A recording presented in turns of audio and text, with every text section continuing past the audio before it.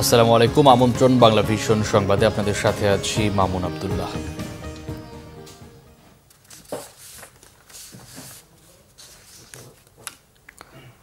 ঈদ উল আজহার দ্বিতীয় দিনে পশু কোরবানি দিচ্ছেন ধর্মপ্রাণ মুসল্লিরা, যাদের একাধিক পশু কাজের ব্যস্ততা, মূলত তারাই কোরবানি দিচ্ছেন আজ। পরিবারের সদস্যরা মিলে সারছেন পুরো কাজ। রিপোর্ট ফজলে রাব্বির। পবিত্র ঈদ উল আজহার দ্বিতীয় দিনেও রাজধানীর বিভিন্ন এলাকায় পশু কোরবানি দিচ্ছেন সামর্থ্যবান মুসলমানরা। ধর্মীয় রীতিনীতি আর মহান আল্লাহর সন্তুষ্টি অর্জনে ঈদের দিন সকাল থেকেই পশু কোরবানি শুরু হয়। সেই ধারাবাহিকতায় দ্বিতীয় দিনেও চলছে পশু কোরবানি। ঈদের 3 দিনের মধ্যে এই আজকে দ্বিতীয় দিন কোরবানি দেওয়া হইল। মূলত ঈদের দিনের কাজের চাপ আর ভালো কষায় না পাওয়ায় অনেকেই কোরবানি দেননি, তাই দ্বিতীয় দিনে অনেকেই পশু কোরবানি দিচ্ছেন। কালকে আসবে বলে কষাই আসে না, আজকে আসছে। ওই সময় কষাই পাওয়াটাও খুব টাফ হয়ে যায়, তো এই জন্য আমরা ঈদের পরেই এই কোরবানিগুলো করি।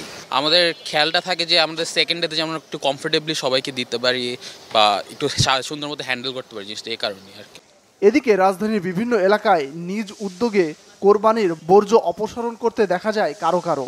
কোথাও কোথাও আবার সিটি কর্পোরেশনের কর্মীদের দেখা যায় কাজ করতে। ইসলামের বিধান অনুযায়ী ঈদের তৃতীয় দিন পর্যন্ত পশু কোরবানি করা যায়। ফজলে রাব্বি, বাংলা ভিশন, ঢাকা। গাইবান্ধায় বিএনপি নেতাকে কুপিয়ে হত্যার অভিযোগ নিষিদ্ধ ঘোষিত স্থানীয় যুবলীগের নেতাকর্মীদের বিরুদ্ধে শনিবার বিকেল 4টায় হাসপাতালে চিকিৎসাধীন অবস্থায় মারা যান বিএনপি নেতা ইলিয়াস মিয়া। এর আগে শুক্রবার রাত 12:30টার দিকে রামভদ্র খানাবাড়ি এলাকায় হামলার শিকার হন ইলিয়াস মিয়া। নিহতের স্বজনরা জানান, শুক্রবার রাতে ইলিয়াস তার নিজের মৎস্য খামার থেকে বাড়ি ফেরার পথে পথ রোধ করে নিষিদ্ধ যুবলীগের রাজনীতিতে সক্রিয় সুমন মিয়া, জুবায়ের ও সাজু মিয়া সহ 8 থেকে 10 জন এ সময় লোহার রড দিয়ে পিটিয়ে ইলিয়াসের হাত ও পা ভেঙে দেশীয় অস্ত্র দিয়ে কুপিয়ে জখম করে রাস্তায় ফেলে যায়। পরে স্থানীয়রা ইলিয়াসকে উদ্ধার করে হাসপাতালে ভর্তি করে, সেখানেই চিকিৎসাধীন অবস্থায় মারা যান তিনি। কোরবানির পশুর চামড়া আসা শুরু হয়েছে নাটোর শহরের চক বৈদ্যনাথের মোকামে। তবে লবণের অতিরিক্ত দামের সাথে সরকারের বেঁধে দেয়া দাম যুক্ত হওয়ায় কাঁচা চামড়া কিনে সংরক্ষণ নিয়ে বিপাকে মৌসুমি ব্যবসায়ীরা। নাটোর প্রতিনিধি কামরুল ইসলামের তথ্য ও ছবিতে দেখুন ডেস্ক রিপোর্ট। উত্তরাঞ্চলের বৃহৎ চামড়ার বাজার নাটোরের চক বৈদ্যনাথ এলাকা। এ জেলার 1.5 শতাধিক আড়ত থেকে বছরের মোট চাহিদার 50% চামড়ার সংগ্রহ হয় কোরবানির ঈদে।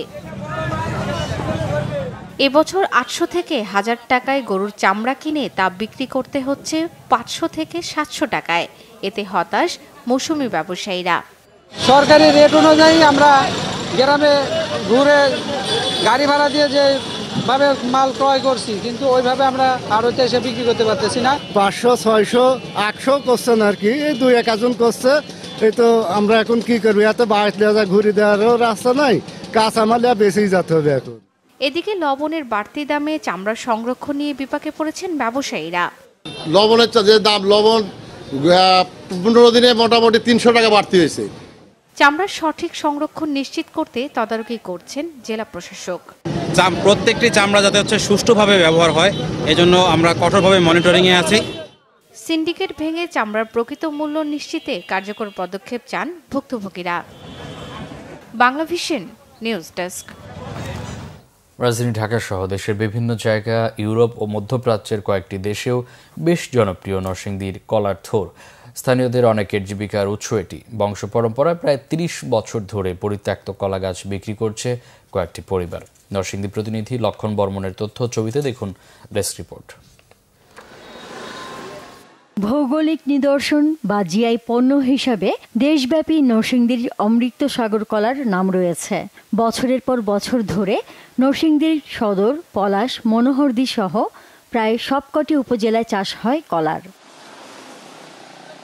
এসব বাগান থেকে কলা সংগ্রহের পর পরিত্যক্ত কলা গাছ থেকে ভিন্ন উপার্জনের পথ বেছে নিয়েছেন পলাশ উপজেলার জিনারদীর বেশ কয়েকটি পরিবার। থোর বের করে 10 ইঞ্চি আকারে কেটে প্রতি পিস বিক্রি হয় 6 থেকে 8 টাকায়। সবজি হিসেবে খ্যাত প্রতি পিস থোর ঢাকায় বিক্রি হয় 15 থেকে 20 টাকায়।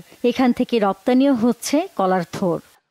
প্রশিক্ষণ এবং এটা রপ্তানির যে ব্যবস্থাটা যদি সরকার যদি কার্যক্রমে অংশগ্রহণ চালু করে তাহলে এটা আমাদের দেশের জন্য অনেকটা লাভজনক। কৃষকের উপকার হইতেছে, মনে করেন ওই কিছু কলা গাছটা বাইরে কাটটা ফেলাই দিত, কৃষক বদলি লাগলো হইলে, কিন্তু হারা এটা নিজেরা কাটটাই না বিক্রি করে তাদের জীবিকা চালাই নিতেছে। ব্যতিক্রম এই ব্যবসায় বেকারত্ব দূর করায় বিশেষ ভূমিকা রাখতে পারে বলে মনে করছেন স্থানীয়রা। আমরা মনে করেন দেখা গেছে আমি আরেকবার কাজ করি, প্রতি পিস আমার তো 6 টাকা করে কিনা নেই, উনি টাকা নিয়ে বেছে। আগে এগুলি কলা হওয়ার পরে কাইটা ফালাই দিতাম, নোংরা হিসাবে ফালাই দিতাম, এখন এগুলি উনি নিয়ে প্রসেস করে বিক্রি করছে। সকালবেলা কলা বাগান থেকে কাইটা আনার পরে আপনার এই জায়গায় আপনার এই ফিস করা হয়, ফিস করে আপনার ঢাকা কারণ বাজার পাঠানো হয়। কৃষি বিভাগ বলছে প্রচুর আয়রনযুক্ত কলার থোড়ের চাহিদা বাড়ছে। এই ব্যবসা সম্প্রসারণে উদ্যোগ নেওয়ার কথা জানিয়েছেন তারা।